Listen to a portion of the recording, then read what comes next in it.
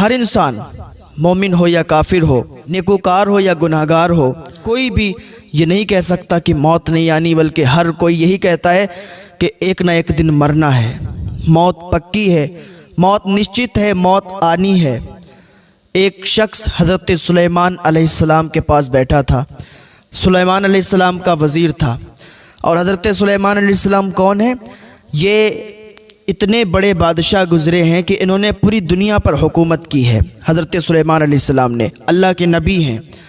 حضرت سلیمان علیہ السلام بیٹھے تھے، ایک وزیر آپ کا بیٹھا تھا۔ اتنی ہی دیر میں ملک الموت آ گئے، موت کا فرشتہ آ گیا، روح قبض کرنے والا فرشتہ ہے، وہ آ گیا، انسانی شکل میں آ گیا، آ کے بیٹھ گیا، اور اس انسان کی طرف بار بار وہ دیکھنے لگا، گھور کے دیکھنے لگا۔ جب موت کا فرشتہ چلا گیا، ملک الموت چلے گئے، تو وہ وزیر بولا، حضور یہ کون شخص تھا؟ یہ میری طرف بہت گھور کے دیکھ رہا تھا۔ حضرت سلیمان علیہ السلام نے فرمایا، یہ ملک الموت تھے۔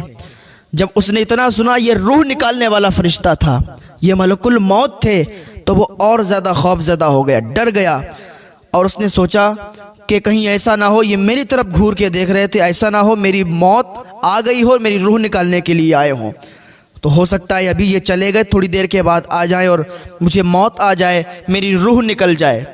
تو اس نے حضرت سلیمان علیہ السلام سے عرض کیا، حضور آپ ہواؤں کو حکم دیں کہ مجھے یہاں سے اٹھا کے اور ہندوستان چھوڑ دے۔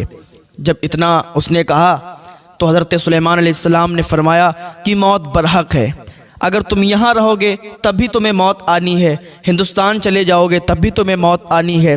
اس نے کہا، حضور آپ اتنا کرم فرمائیں کہ ہواؤں کو حکم دیں مجھے ہندوستان چھوڑ دے۔ حضرت سلیمان علیہ السلام ہواؤں کو حکم دیتے ہیں، ہواؤں کو حکم دیا، ہوا نے وہاں سے اٹھایا اور ہندوستان چھوڑ دیا۔ جیسے ہی ہندوستان یہ شخص پہنچا، اترا، ویسے ہی ملک الموت آ گئے، اس کو دبوچ لیا، اس کی روح نکال لی، اس کی روح قبض ہو گئی اور یہ مر گیا، انتقال کر گیا۔ حضرت سلیمان علیہ السلام کے پاس کچھ عرصے کے بعد جب ملک الموت پہنچے، حضرت سلیمان علیہ السلام نے پورا واقعہ بیان کیا، پوچھا کہ تم کیوں گھور کے دیکھ رہے تھے اس انسان کو؟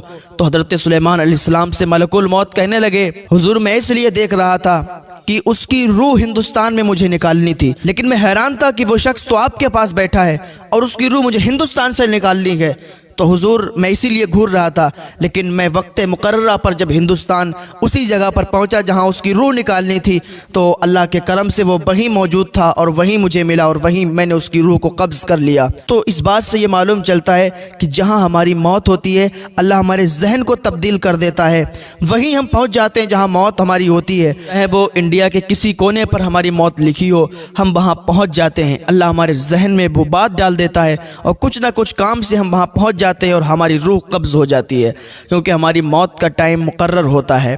تو اللہ کی بارگاہ میں توبہ کرتے رہا کریں، موت کو یاد کرتے رہا کریں۔ جب موت کو یاد کریں گے نا تو گناہوں سے بچ جائیں گے۔ ہر وقت موت کو یاد کرتے رہا کریں کہ ہمیں یہاں جینا نہیں ہے، ہم مرنے کے لیے آئے ہیں، تو کچھ اچھے کام کر لیں کہ یہاں سے اگر مر کے جائیں، یہاں سے جب جائیں تو اللہ کے حضور حاضری دے دیں، اللہ کے حضور پیش ہوں تو ہمیں شرمندگی نہ اٹھانا پڑے۔